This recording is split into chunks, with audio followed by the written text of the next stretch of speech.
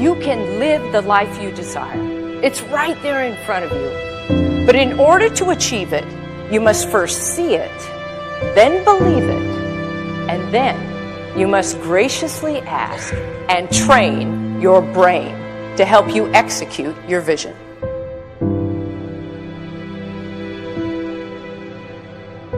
So when you start to focus and you delete distraction from your life and you start to get seriously invested in doing one thing staggeringly well, and you practice that one thing over and over, a term to think about is mundanity. You do one simple, seemingly insignificant thing every day around your main skill, and it's very mundane, but small daily improvements over time lead to world-class results. Well, here's what happens in your brain. You start to isolate a single neurocircuit around that skill, and that starts to trigger a certain type of brain cell called an oligodendrocyte, which then releases myelin. Myelin is a fatty tissue that starts to wrap around that single neurocircuit related to that main skill you've been practicing. And when myelin starts to wrap around the brain circuit, what happens is you have accelerated learning times, you can see more quickly, heightened perception, and you'll learn more quickly. And that is really the quote-unquote secret of the great producers. It's not a result of some natural gift, but their daily practice, their relentlessness and their grit, their work ethic, and their singular focus and sacrifice.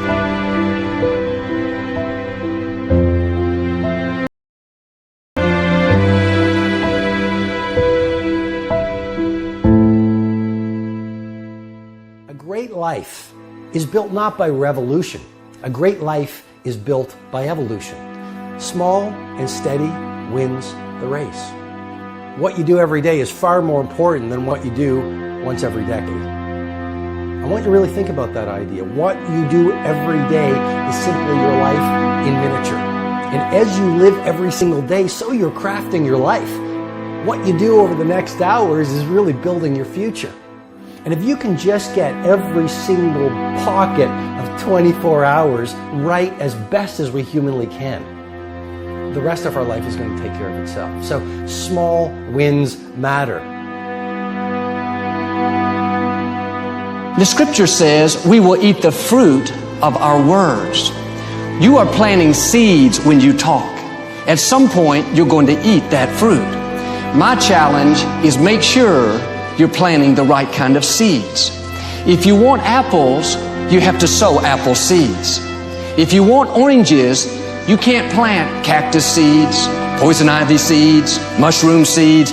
You're going to reap fruit from the exact seeds that you've been sowing. In other words, you can't talk negative and expect to live a positive life. You can't talk defeat and expect to have victory. You can't talk lack, not enough, can't afford it, never get ahead, and expect to have abundance. If you have a poor mouth, you're going to have a poor life. If you don't like what you're seeing, start sowing some different seeds.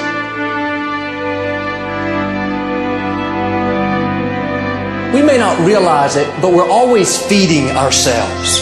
What we watch, listen to, the people we're around, the thoughts we're dwelling on, that's feeding our inner man. If you go to lunch with people that talk bad about the boss, make fun of a coworker, put down a friend, they're feeding you gossip, feeding you jealousy, feeding you disrespect.